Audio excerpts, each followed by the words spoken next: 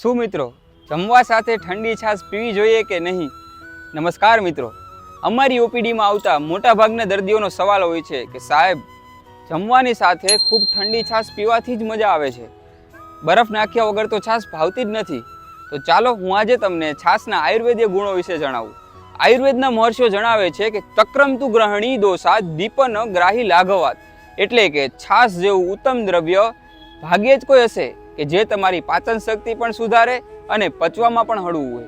મિત્રો, છાશ એ તો જાણે ધરતી પરનું અમૃત છે.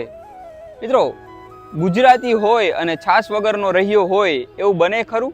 તો મિત્રો, છાશ પીવાથી આપણી પાચન શક્તિ ઉત્તમ પ્રકારે સુધરે છે, એટલે છાશનો આપણે દૈનિક જીવનમાં ઉપયોગ કરવો જોઈએ, પરંતુ છાશ અને દૂધ સાથે કદાપી ન લેવું જોઈએ અને ખાસ કરીને તાજી અને મોડી છાશ પીવી જોઈએ કે જે આપણી પાચન શક્તિ માટે ખૂબ જ સરસ છે. તો આયુર્વેદ